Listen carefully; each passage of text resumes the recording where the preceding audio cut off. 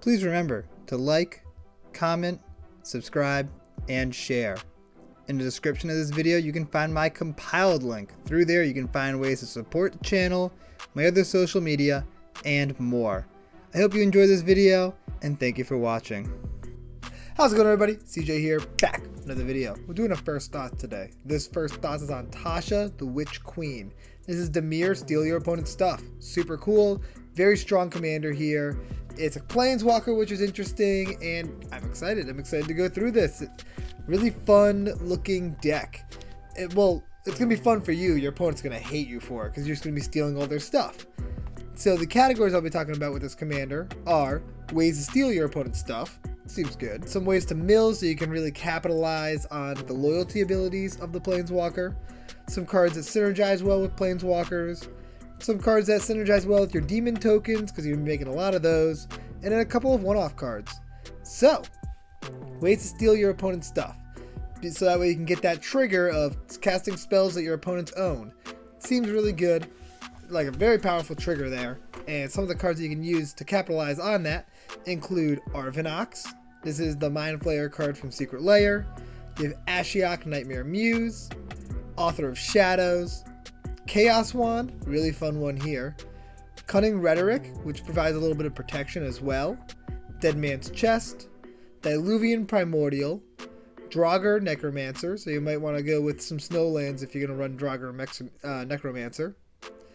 Elder Brain, also in Commander Legends, Battle for Baldur's Gate. Gonti, everyone knows Gonti, great card. Hostage Taker, access removal as well. Knowledge Pool could be very interesting with this deck, kind of screw with everybody, and you can kind of pick and choose whatever spells from your opponents that you want to cast. Seems pretty fun.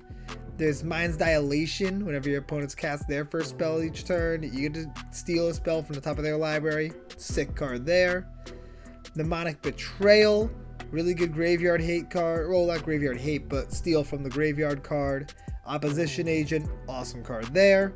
Predator's Hour. You're going to have a big army of demon tokens, which are good size, being 3/3s. So you should be able to get a lot of good triggers off Predator's Hour. Shared Fate, very interesting card, works really well in this deck. Siphon Insight's nice.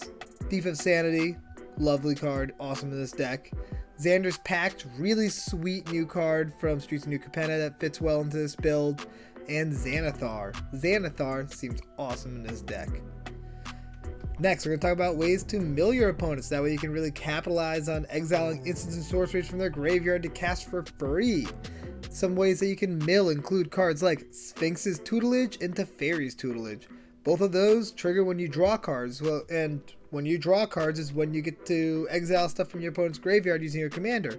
So, works pretty well there. Good synergy. Archive Trap is a great mill card. Court of Cunning seems fun. Plus Monarch is always a good time. Cut Your Losses. Just be able to mill half of someone's library seems sweet. Fractured Sanity is a great card. Mills everybody. Glimpse the Unthinkable, 10 cards deep for 2 mana is nice. And then Mesmeric Orb, really fun mill card there. Whenever they untap a permanent, they mill. Great card. Now we're going to talk about some Planeswalker synergy cards. You have Karn's Bastion to proliferate. Deep Glow Skate, just double the number of counters on Tasha, seems good. Spark Double, what's better than one Tasha? 2 Tashas, why not? The Chain Veil lets you activate more than once a turn, so you can plus to exile something and then minus to cast it for free. That's a really powerful card in this deck and probably an auto include no matter what. Flux Channeler lets you get some extra proliferate going on. Luxior turns it into a creature, which means your opponents can't attack it directly, but creature removal will work on it. So it's kind of like a double-edged sword there. Not sure, like I have to see Luxior in action more and just kind of see how often it actually can save your Planeswalker or make it survive longer, but it seems really cool for this deck. And then Inexorable Tide, just some more proliferating. Seems pretty good. Now we're going to talk about some Demon Tribal stuff. This deck's not a Demon Tribal deck, but because you're going to be making so many demons, a lot of these cards will work really well in the deck. Those include Adaptive Automaton. Cover of Darkness seems great in this deck. Distant Melody for extra card draw. Kindred Discovery seems like an awesome card draw card in this deck. You have Kindred Dominance, a one-sided board wipe, Obelisk of Erd and Coat of Arms to really buff up your creatures. Those seem like fun includes, good includes for this deck. And lastly, we're going to talk about the one-off cards. Agent of Treachery and Thieving Amalgam to let you capitalize on stealing your opponent's stuff by drawing your cards, helping you steal, or draining your opponents. Seem good. Curiosity Crafter lets you draw cards off your tokens. That's awesome. And Garuda fits the theme of the deck. It doesn't have any specific interactions with Tasha, but it's just on theme and it seems fun, so why not? And that is everything I have for Tasha the Witch Queen. I hope you guys enjoyed this video, and I will see you next time. Peace out, everybody.